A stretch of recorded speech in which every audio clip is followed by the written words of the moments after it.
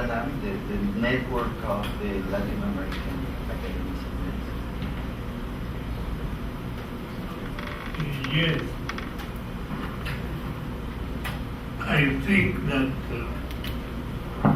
one of the functions of ALANAM, the Association of Latin American Academies of Medicine, is to serve as the network, natural network for the National Academies of Medicine, and to influence the government, as all of our academies have the mandate of being advisors for the government. This has been a historical function of the academies, and from Cuba to Mexico to Guatemala, to Brazil to Colombia, all this network is the function of the network is to serve as the government natural and legal advisor. Thank you. I would like to make a correction. When I mentioned the case of the United States, I mentioned the case of the National Academy, I'm sorry, the Institute of Medicine in the United States, who is highly regarded. Any other question? Yeah, we have.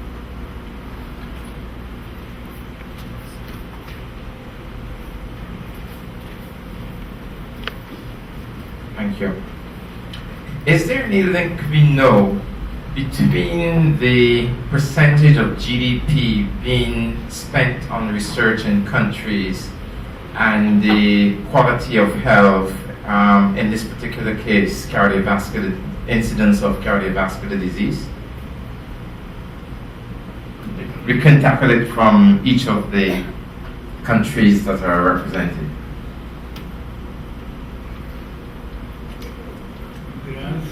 The answer for Colombia, I don't know. The answer for Guatemala is that the GDP is such a macro indicator that when you turn into the micro, the CVD data will not very much, the cardiovascular disease data will not pretty much correlate. Because within Guatemala, you would have a population with very high GDP, but within Guatemala, you would have extreme levels of poverty, which will not show into that GDP. So maybe using something more novel, such as the Gini index or the HDI, the Human Development Index, would give you a better picture of the relationship between those and cardiovascular disease.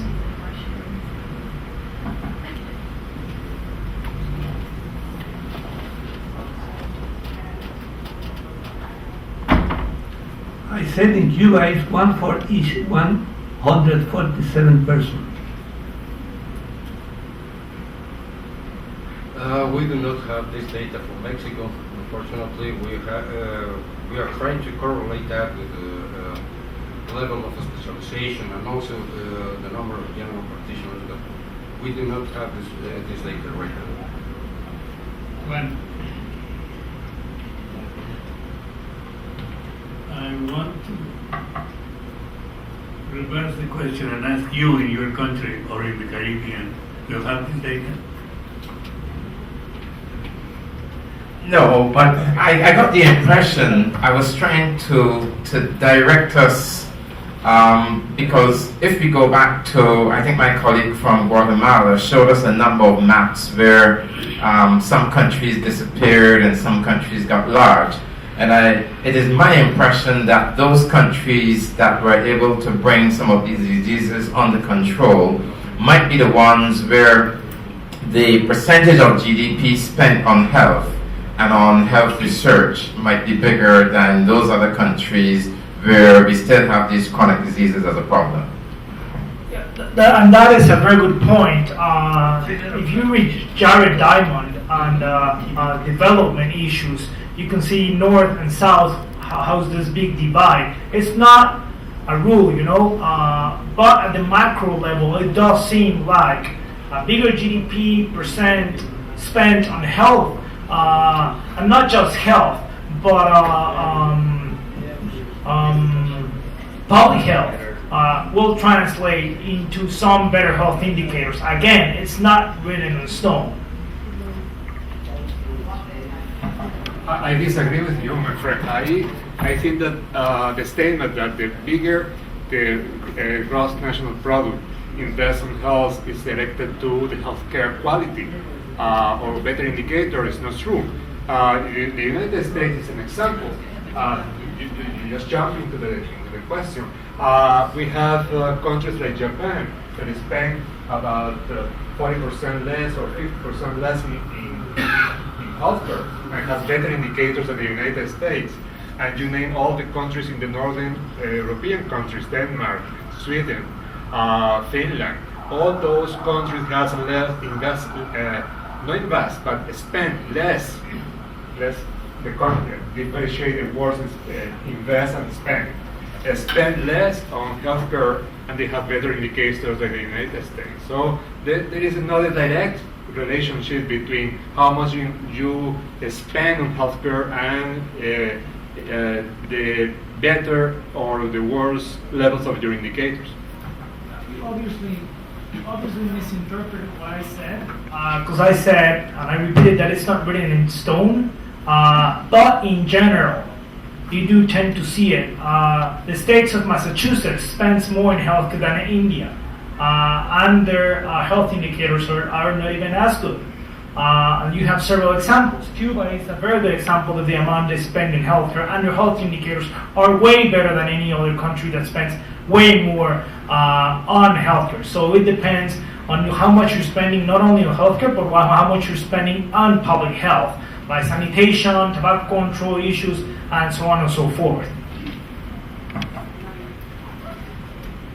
Yeah, if I may, I think one of the real questions, and I would agree with my colleague from Guatemala, I think the real issue is the balance of investment within the health portfolio. So the U.S. is heavily and overinvested in personal health care, certainly heavily invested in biomedical research, but much less invested in public health, in prevention, and in sort of health services research and public health research. So, and the results are obvious. I mean, our health indicators are not good for that level of investment, and that's one of our claims to fame in the WHO rankings. So I think that with the recent healthcare reform and discussion and debate in the U.S., the sensibility about where the investments need to be and the need to balance those investments is increasing. So hopefully the results will be improved going forward. We can take maybe 2 more comments. From now on, we are spending the time of our coffee break. But 2 words. In Argentina, we have 10% of our GDP as health expenditure. That means $60 billion, but very badly administered. This is the problem of our countries. It's a lot of money, but the money where it is, where it goes, we don't know exactly. It's a complex problem. Yeah. It's not only a matter of the amount of investment, but the quality of the investment. Any other? Don't stop. I mean, when I mentioned the coffee break. That was amazing. Okay, I will thank the speakers and all of you for